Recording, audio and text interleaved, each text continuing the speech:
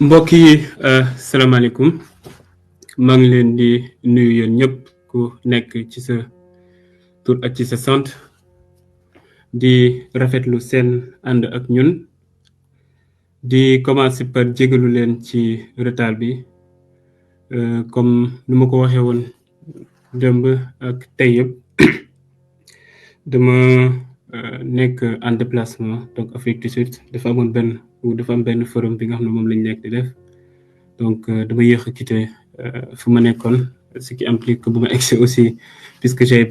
on n'avait pas tout finalisé sur le plan technique mu am quelques surprises loolu moo waral retard bi donc ñu ngi ci jégalu bu baax mbokk yi ñun ñoo fas yéene woon toog waxtaan ak yéen tey ginnaaw bu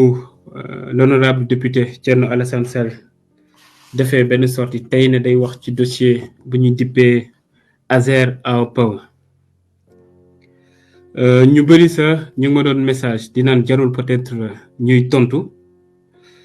mais man jàpp naa ni que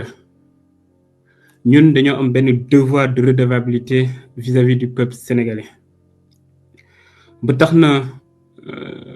bépp kàddu bu nit di yëkkati jëmale ko ci ñun li nga xam ne moom la ñu dënk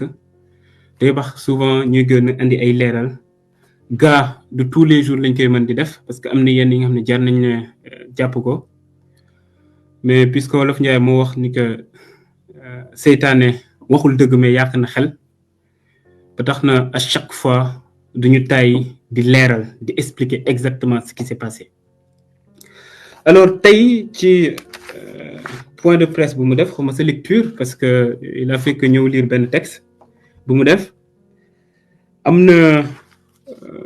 6 points yi nga xam ne jukki nañ ko ci en tout cas suñ ko mënoon résumer 6 points yi nga xam ne war nañ ko mën a leeral donc dinañ point bu nekk expliquer exactement lu mu wax leen lan mooy dëgg bi parce que moom dañ ko jox ay dossiers ak ay documents rek mu ñëw di lire il a même pas pris le temps de réfléchir peut-être gestu étudier ko door a def son point de presse wala muy door a communiquer on lui a juste donné des éléments mu commencé ñëw di lire il n'a pas pris le temps de voir exactement le fond du dossier et je comprends mieux lan moo tax mu dawoon débat bi nga xam ne woowoon naa ko ci dossier bi lu ma gis mu exposé tey moom wane na ne xamu ci dara alors xam nga dossier bi ni luñ ci wax bëri na depuis le début bu ñuy door a ñëw lu ñu njëkk a wax mooy ñun dañoo fekk benn contrat bi nga xam ne ab sénégalais moom moo ko moom ñu foqati ko ci moom jox ko ab doxandéem ginnaaw bu ñu génnee contrat bi wane ne contrat bi le 23 février 2024 lañ ko signé boobu le président Bassirou Diomaye Diakhar Faye sax nekkagul président de la République ginnaaw bu ñu leen expliqué ni que bu ñuy def même demande de paiement bi ou demande de paiement yi parce que ñaari demande de paiement moo am benn bu 20% au titre de l'avance de démarrage à peu près 18 milliards et quelques ak beneen bu 20% au titre des dépenses engagées donc loolu mooy avance de démarrage lii sa assurance bi la mais avance de démarrage yi ce qui implique que 40% la ñu décaissé ci montant bi à peu près 37 milliards de francs CFA loolu bu ñu koy décaissé yëpp ñun fekk ñu fi donc bu ñuy naan dañoo foqati contrat bi ci ab sénégalais jox ko ab doxandeem wan nañ leen ne loolu amut ñu dellu si waat waxoon fi nekk dafa am kenn ki nga xam ne dañ ko cee jox 5 milliards benn député ñoom seen jëmmi bopp ñoom ñoo dellu si ñi nga xam dañ ko doon wax ne dañoo juum dañ leen induire en erreur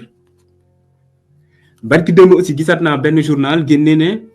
police espagnole mu ngi def benn enquête ci 2,4 milliards entreprise espagnole bi porté na plainte pour ñoom ñu leeral ban police moom moo nekk di def Espagne enquête léegi nag honorable député Thierno Alassane Sall ginnaaw bu mu waxee scandale tourné ñu jox ko lu ne mu wóor fu ne nee na scandale bi léegi ci garantie la nekk xamul na loolu noonu c'est un argument mais bu yàgg quoi bi nga xam ne démonté nañ ko bu yàgg ba teg de côté dinaa ci dellu si pour expliquer leen ne lan moo tax moom comprendre dara ci dossier bi xamul sa garantie nu muy demee et en tant qu'ancien ministre nag c'est très grave muy benn alors garantie yi laay ñëw ce sera le deuxième point mais premier point bi dafa am lenn li nga xam ne daf ko wax lu nga xam ne c'est totalement faux moom nee na le projet est à l'arrêt dara avancé watul actuellement que banque bi dafa bloquer le financement ou suspendre le financement je peux vous dire ici que c'est faux archi faux et totalement faux projet bi benn blocage moo ci amoon muy ARCOP mu ko suspendre ñu dem fu ma xam ne doolee benn ñu lever la suspension ñu accélérer travaux yi accélérer travaux yi noonu moo tax tey ñu ngi jëm ci fin juin 2025 42 villages la ñu électrifiés à travers le projet AOPO donc moom nee na amul benn village bu ñu ci électrifié pour le moment waxul dëgg c'est ça la réalité te su bëggee dinañ def mise en service yi parce que moom moo des dinañ def mise en service yi ci fin juin wala début juillet bi su bëggee mën nañ ko inviter sama ñëw fekkee ko pour woon que ne lu mu wax tegu ko fenn du dëgg au-delà de 42 villages yooyu noonu en termes de planification lu ñu prévoir c'est 400 villages minimum ci projet bi ci 2025 loolu la ñu nam donc suñu paree ci 42 villages yi 360 autres villages la ñu nekk di accélérer ça ce sont des informations yi nga xam ne envoyé nañ ko banque bi ñoom ñëpp ñu gis ko donc xam naa peut-être bokk na ci lu tax instant bi ñu nekk di tëb di tal donc premièrement lu mu wax ne projet bi est à l'arrêt dara avancé ci c'est faux archi faux et totalement faux muy benn deuxièmement par rapport aux garanties xam nga moom dafa def benn question écrite ci question écrite bi mu ne garantie yi nga xam ne moom la ñu joxe dans le cadre de ce marché là valable ñu parce que prime bi dañ ko fay après juste pour expliquer exactement lan la garantie di servir peut-être am na ñu ñuy seetaan comprendre ñu ko xam nga ci marché public su nekkee yow da nga gagné marché ba pare code des marchés publics permettre la nga jot avance de démarrage ak avance au titre des dépenses engagées mais nag dañu ne état warul jël risque par exemple joxe montant yu toll noonu te amul dara li nga xam ne moom mooy garantie au cas où ki nga xam ne moom moo jot xaalis bi exécuté wul normal wala mu daw ak xaalis bi ci loolu noonu la ñu mettre en place ay garantie donc yow instant avant ñu lay jox par exemple benn somme da nga war a dem soit ci benn banque mu assurer la wala nga dem ci benn société d'assurance bi nga xam ne ministre des finances et du budget agréé na ko soo andee caution yooyu noonu à partir de là ñun ou en tout cas entreprise bi nga xam ne moom moo joxe marché bi mën na la def avance de démarrage wala avance au titre des dépenses engagées dans le cadre de ce marché là ñetti garantie moom moo ci am première garantie bi ñu koy dippee donc garantie d'avance au titre des dépenses engagées donc 20% yi beneen garantie bi nekk garantie de restitution d'avance donc avance de démarrage 20% yi ñu joxe ak beneen garantie bi une garantie de bonne exécution donc 5% du montant total léegi moom nee na ce qui s'est passé mooy banque bi société bi dafa xaar ba jot avance de démarrage yi door a fay les garanties mu dem ci article 13 code ciment bu muy def question écritam et aussi même tey bu muy exposé article 13 boobu noonu soo xoolee alinéa 2 dafa ne la prise d'effet du contrat donc su ñu waxee contrat mooy le contrat d'assurance entre dans le cas d'espèce AOPO EPC bi nga xam moom moo gagné marché bi ak la société d'assurance donc la prise d'effet du contrat est subordonnée au paiement de la prime par le souscripteur yemu ci mu dem ci article alinéa 6 bi mu ne en cas de non-paiement de la prime dans le délai le contrat est résilié de plein droit contrat bu muy wax mooy le contrat d'assurance entre donc AOPO EPC ak la société d'assurance donc jusqu'ici vous voyez que moom lu mu nekk di souligner yépp c'est entre ñaari privé donc la société d'assurance ak société AOPO EPC bu mu defee sa question écrite ministère des finances tontu ko ne ko ne gis nañ sa question écrite mais kaay ñu expliquer la da nga xamut peut-être wala nga nekk de mauvaise foi mais dañ ko ne da nga xamut ci note explicative bi ne ko ne lu nga fàtte souligner mooy même article 13 bi nga nekk di wax am na alinéa 2 am na alinéa 6 mais da nga yeggul ci alinéa 7 bi alinéa 7 bi lu mu wax dafa ne les dispositions des alinéas 2 et 6 ne s'appliquent pas aux primes de l'État et de ses démembrements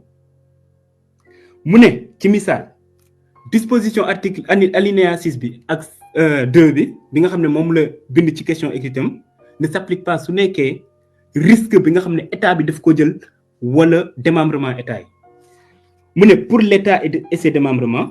les délais de paiement des primes pourraient être accordés dans les conditions définies par la CRCA, c'est-à-dire la Commission régionale de contrôle d'assurance. CRCA boobu noonu le 22 juillet 2011 dafa def benn circulaire ci circulaire boobu mu expliquer clairement que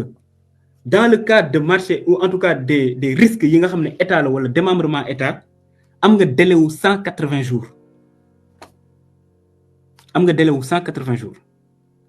donc bu ñu ko joxee cet argument là tout de suite mu gënaat puisque la bêtise insiste toujours mais non en fait loolu dañ ko waroon bind ci dossier bi je sais pas de quel dossier il parle yow loolu noonu lan nga ko soxla bind ci dossier logique pour logique alinéa yu nekk ci article 13 bi yëpp nañ ko def ci dossier bi parce que soxla wuñ ko on a fait juste référence à l'article 13 bu ñuy joxe les garanties lal ko ci ñaari argument tey soo ko déglu mu ne premièrement ouais ma ngi doon wax dañ ko waroon def ci dossier bi donc soo lire contrat d'assurance yëpp on te dit bien que il est bien stipulé que les garanties prennent effet à partir du moment où AOPE EPC reçoit les 56 millions d'euros c'est bien stipulé dans les garanties yi nga xam ne joxe nañ ko amul garantie boo si gis waxuñu ne à partir de l'instant où la société paye la prime la dañoo ne à partir du moment où moom société bi mu jot xaalis yi garantie yi dugg nañ muy benn deuxièmement moom mu ne l'argumentaire bi nga xam ne moom la ministère des finances joxe dafay considérer AOPE EPC comme un démembrement de l'État là par contre xawma comment on peut expliquer ça le bénéficiaire des garanties c'est l'agence sénégalaise d'électrification rurale mu ngi nii soo xoolee toutes les garanties dañuy bind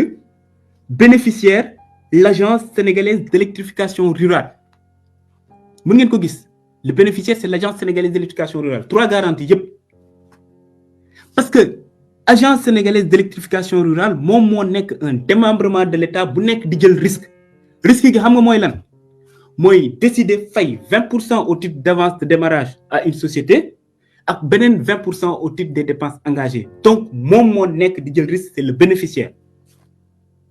et dans ce cas d'espèce exception bi nga xam ne souligné nañ ko ci article 7 bi ça s'applique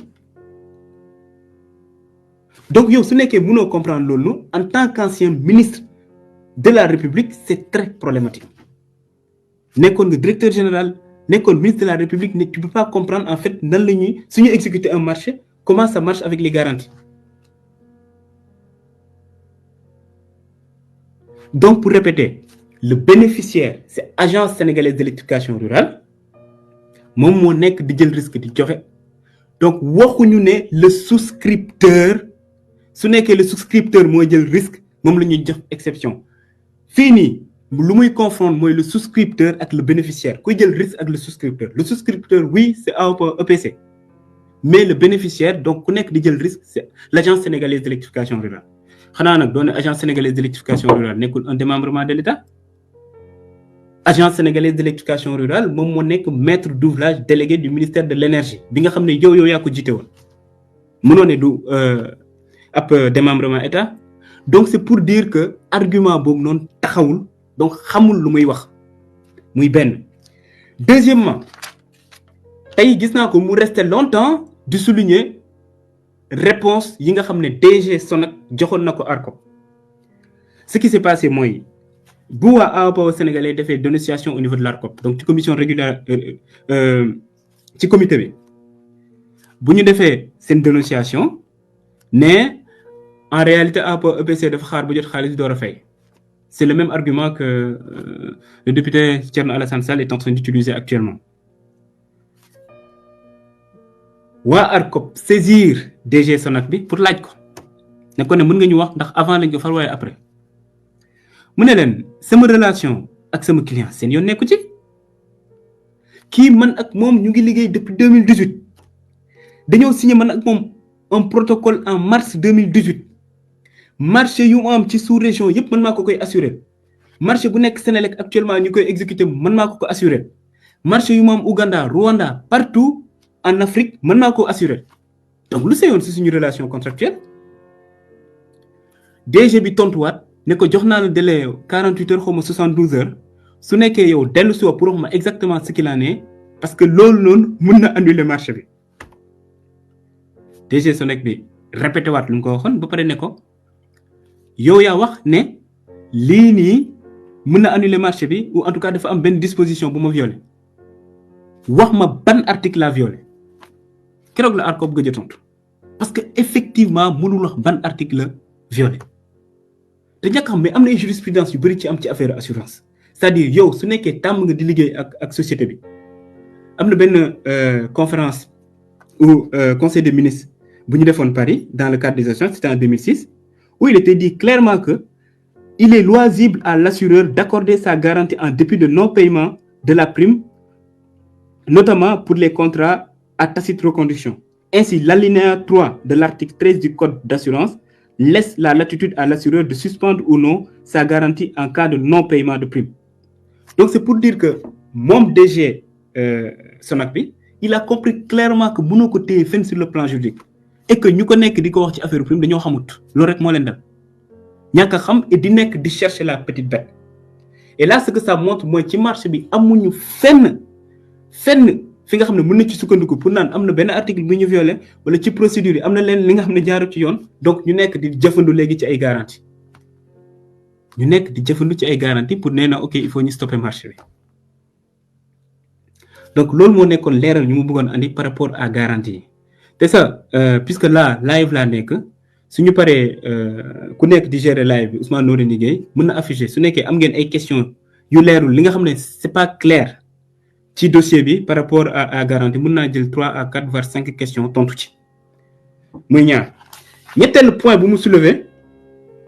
nee na dafa am benn lettre bu Banque Santander def ne suspendre na le financement xam nga ARCOP bu muy suspendre le marché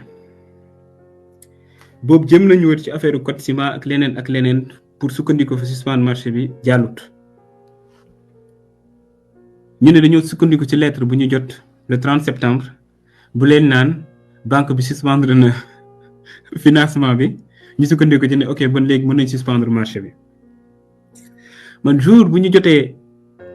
décision ARCOP boobu noonu j'ai écrit directement à la CSC parce qu'en réalité moom moo nekk di assurer ou garantir le financement au niveau de l'Espagne suñu waxee crédit acheteur ñoom ñoo koy garantir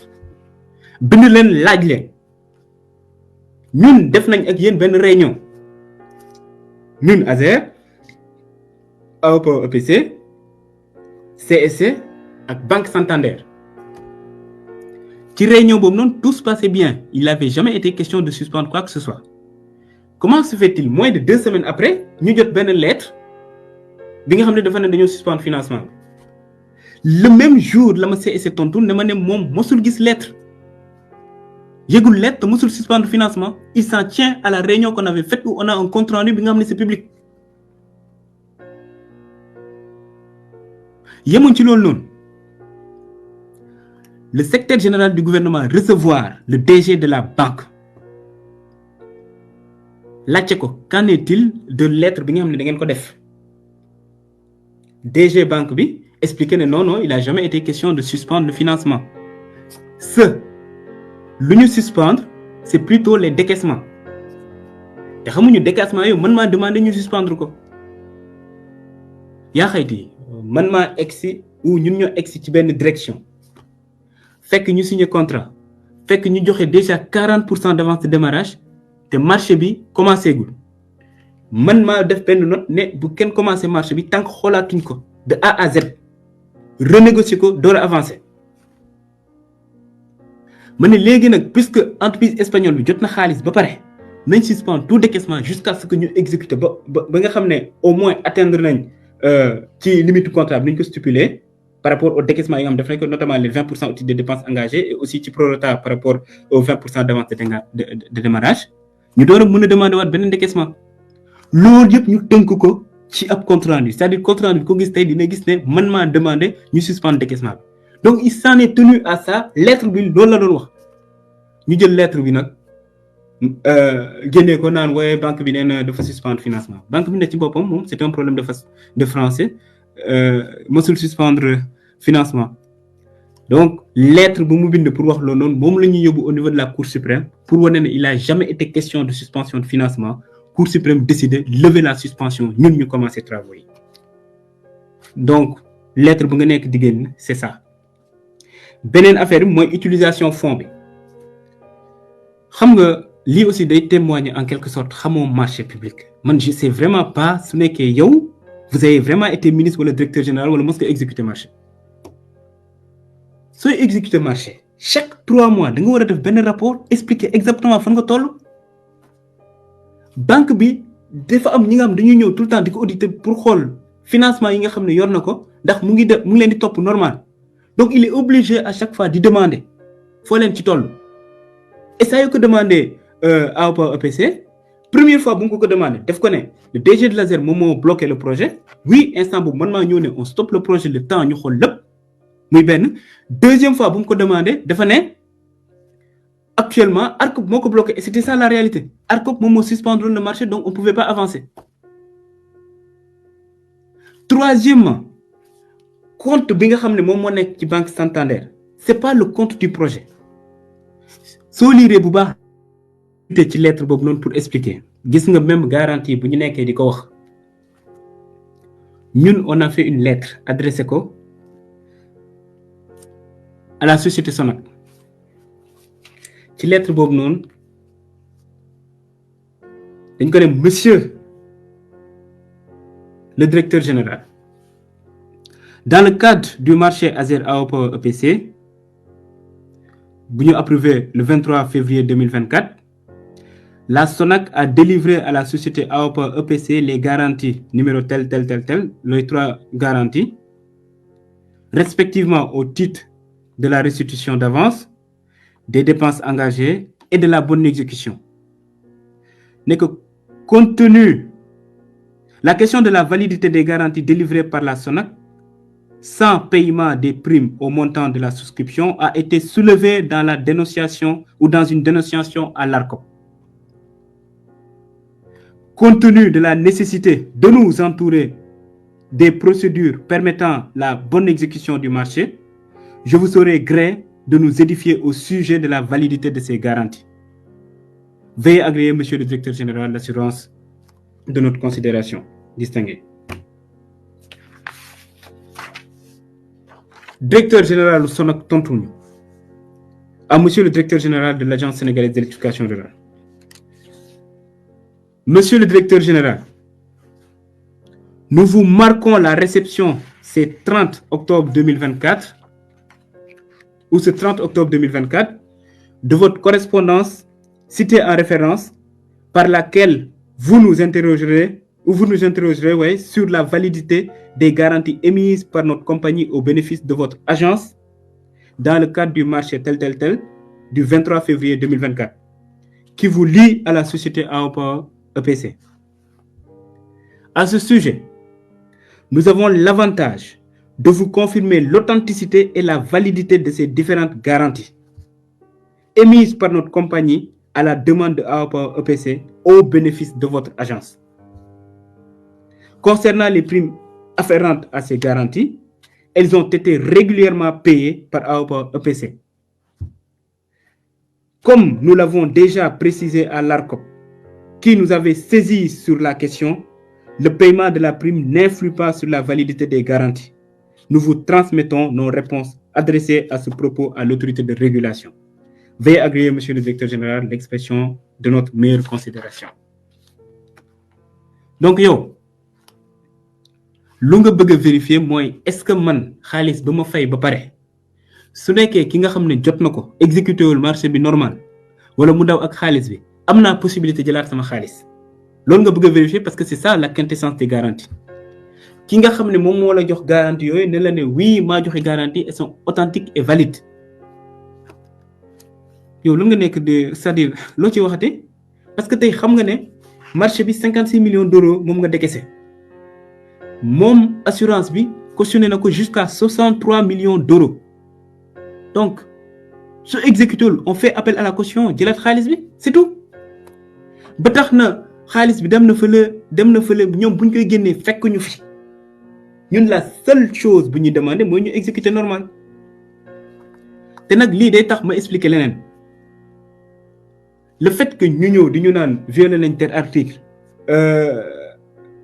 bu ñuy xaalis bi dugg na fii wala dugg na fële na la te ñun amuñu possibilité vérifier ko parce que mënuñu dem ci compte qui que soit ne dañuy xool tax na ñu ne marché bi dañ ciy tey ci mooy problème bu am entre ñaari société ñun duñ ci dugg première chose bi ñuy def mooy xoolaat marché bi ci yan conditions donc lañ ko joxe c'est-à-dire surtout en termes de pricing c'est ce qu'on a fait pour renégocier le contrat renégocier ko jëlee ko 1540 villages yóbbu ko 1740 villages yemuñ ci loolu noonu ñu ne xam nañ dans le cadre de marché yu mel nii 70% financement bi yëpp fourniture la c'est-à-dire da ngay jënd ay poteau béton ay accessoires de ligne ay transfo et cetera 30% bi rek moom moo nekk travaux presque donc ñun ci renégociation mu ne dañuy def 50% du financement des Sénégal parce que 50% du financement moom moo le maximum bi nga xam ne critère OCDE moom la ñu permettre dans le cadre d'un marché par crédit acheteur ou d'un financement lié donc crédit acheteur yemuñ ci loolu noonu ñu ne mënuñu concevoir ci genre marché yi nii puisque soo xoolee la vision 2050 dañoo ne dañoo war a dem ci ay contrat d'alternance loolu lañ bëgg donc école entreprise ñu ne mënuñu comprendre ci genre marché yi nga xam soo xoolee ci code des marchés publics c'est bien dit que transfert de compétences dañ ko war a def donc nañ fexe nan la ñu matérialiser ce transfert de compétences là ñun ñu ne dañ koy def à travers l'alternance donc jël benn budget ci même montant bi c'est-à-dire 91 milliards yi ñu génne ci benn budget bi nga xam ne pour loolu noonu ce qui implique que entreprise yu nekk ci marché bi yëpp ñi nga xam ne ñoom ñooy jaay poteau yi ñi nga xam ne ñoom ñooy jaay câble yi ñi nga xam ne accessoires de ligne ñoo koy jaay ñi nga xam ñoo nekk sur le terrain du exécuter ñoom ñëpp parce que il y aura au moins une dizaine wala une vingtaine d'entreprises ñu nekk dans le marché ñoom ñëpp ñu mën a jël ay étudiants en alternance donc au bout des 3 ans bi nga xam ne moom la ñu prévoir pour exécution projet yi dina am ay nit ñi nga xam dañ ciy gën ba pare amaale expérience professionnelle loolu la ñu def ci renégociation yi léegi bu ñu defee loolu noonu ñoom ñu soulever waat beneen point Thierno Alassane Sall moo ko wax nee na garantie souveraine bu état joxe suñu dindee AOPA Sénégal ci marché bi day tëb Thierno Alassane Sall lu ma xamul mooy AOPA Sénégal feeñul fenn ci marché public bi fenn même contrat bi nga xam ne moom la ko lié ak AOPA EPC muy un contrat de prestation de service pour la fourniture de poteau béton c'est un sous-traitant bu war a joxe poteau béton yi contrat boobu noonu sax annexé wuñu au contrat de marché parce que la réalité c'est que suñ ko annexé woon au contrat de marché tey mënatoo ko génnee ci marché bi donc annexé wuñ ko ci soo xoolee la lettre de couverture financière bu ministère des finances joxe dans le cadre de ce marché là parce que loolu lañ joxe c'est bien dit pour AOPA EPC donc amul fenn fu ñu tudd AOPA Sénégal te lu leen Thierno Alassane Sall fàttee wax wala peut-être daf ko xamut muy AOPA Sénégal le 4 février bi lañ ko créé 2024 donc 20 jours avant ñuy approuver marché bi donc garantie état du Sénégal daf ko nar a def wekk ko ci kooku noonu donc parfois au moins soo amee yenn statut yi soo demee ba di wax dara gestu ko au moins wala peut-être nga contacter ci sa entourage peut-être sa parti politique ñi nga xam ne xam nañ marché public nga laaj leen ñoom ñu wax la nan la ñuy joxee garantie souveraine nan la ñuy joxee couverture financière et cetera mais mënoo di wax des bêtises comme ça je suis désolé beneen affaire mu ñëwaat ne AOPA Sénégal daal Sénégalais yi dañ koy xeex en réalité au gouvernement bi daf koy xeex xam nga ce qui s'est passé mooy ñun benn reproche nga ñu mën a def c'est le fait que ñu naan entre AOPA Sénégal ak AOPA EPC lu ci xew suñu yoon nekku ci mën nga ñu def cette reproche là par contre ñun dañuy assumer le fait que ñu ne suñu yoon nekk ci xam nga lu tax ñaari nit ñoo am problème nga laaj leen lan mooy problème bi moom ñu AOPA EPC ñëw ne la ne kii nii man ak moom dañoo am un contrat muy un contrat de prestation de service pour la fourniture de poteau béton man ma jàpp ko jël ko comme sama mandataire prestataire biir Sénégal mu may defar lépp ci marché bi moom bu ñu jotee 56 millions d'euros yi mu andi ma ñetti facture moom mooy wax benn facture ne ma DCMP la jóge beneen bi ne ma DGID la jóge beneen bu ne ma ARCOP la jóge benn bu 900 millions ak beneen bu 500 millions donc 1 milliard 400 ak beneen bu nekkoon ARCOP man pour authentifier parce que c'est ma procédure en interne ou ce sont mes procédures en interne ci lu mu wax mu envoyé DCMP pour laajte leen pour ñu authentifier demander DGID demander ARCOP ARCOP tontuwul mais DGID ak DCMP tontu naan ça c'est du faux moom sur cette base là mu décide de résilier contrat parce que dafa ne kii amatuma ci moom confiance parce que dafa may jéem a escroquer léegi man ou ñun ASER ñun ñoo war a ñëw naan non da nga ko ciy bàyyi même su nekkee jëm na escroquer xamuñu ce qui s'est passé mais da nga ko ciy bàyyi loolu dinañ ko def pire encore ñu jëm xool marché bi nga xam ne moom moo leen lié ñoom ñaar mën naan marché ça le contrat bi nga xam ne moom mooy lié je disais tout à l'heure que c'était un contrat de prestation de service pour la fourniture de poteau béton ñu ne nañ dem xool prix yi nga gis ne poteau béton par exemple 400 décanewtons yu 12 mètres ñu ngi nii ñu ngi ko facturé 1 613 768 francs CFA au même moment soo xoolee prix de référence PELEC yi ñu ngi fixé woon en moyenne 271 000 francs CFA donc yow écart 1 342 000 pour benn poteau nga jël poteau béton wu 1500 décanewtons 12 mètres ñoom ñu facturé 1 664 197 francs CFA au moment où soo xoolee prix de référence yi nga xam ne moom la ñu def ci PELEC bi en moyenne c'est autour de 547 000 donc surplus ou surfacturation 1 116 275 francs CFA nga jël poteau béton wu 2000 décanewtons 12 mètres ñoom ñu facturé 1 739 841 francs CFA au même moment soo xoolee prix de référence yi 614 000 la ñu wax ci prix de référence PELEC donc surfacturation wu 1 125 000 francs CFA type de poteau nag multiplié ko par le nombre de poteaux ñuy définir ci 928 villages bu ñu defee le calcul on était à 15 399 909 687 francs CFA de surfacturation ci poteaux yi kese nag nga ne entreprise sénégalaise yi moom moo jaayee loolu noonu entreprise espagnole ngeen ne ñu ne dañoo woote jubanti dañoo war a ñëw défendre kooku noonu léegi nag député Thierno Alassane Sall kooku la nekk di défendre argument yu mu ko jox yépp moom la ñëw di brandir nit ñi ne léegi état du Sénégal ñoom ñooy xeex lii on comprend mieux fu mu nekkoon ak rôle bu mu nekk toujours depuis tout à l'heure yow yaa ngi créer sa parti dippee ko République des valeurs ba pare di défendre surfacturation di défendre escroquerie yow jàpp nga ne c'est comme ça que tu vas sortir du trou noir politique bu le peuple du Sénégal confiné depuis ay at ba pare loo mënti wax ci dossier moo wala ne la kaa ñu débattre ci nga bañ waaf am na kenn ku ma dëgg keroog mu naan non député Thierno Alassane Sall c'est un chef de parti donc mënul débattre ak kenn ki nga xam ne c'est un élément de la JPS vice coordinateur du JPS mënu ko mais lu ñu fàtte wax mooy le président de notre parti président Ousmane Sonko bu muy wax ci ONAS fekk directeur général bi nekk fa bu mu ko woowee pour débattre dafa ne kaa ñu débattre dafa pare ñëw naan pour ñu débattre finalement ñële ñoom ñoo bañoon et pourtant instant boobu noonu moom il est quitté na élection présidentielle il avait plus de 15% yow mi nga xam ne tu pèses à peine 1% ne yow yaay bañ débattre avec un DG ci benn sujet bi nga xam ne yow yaa ko ciy interpellé c'est où la logique donc c'est pour dire que fii nii sincèrement yenn journalistes yi wala ñenn ñi suñu wax nañ àtt dëgg quoi yow yaa ngi tuumaal nit ci urbi et orbi fu ne nga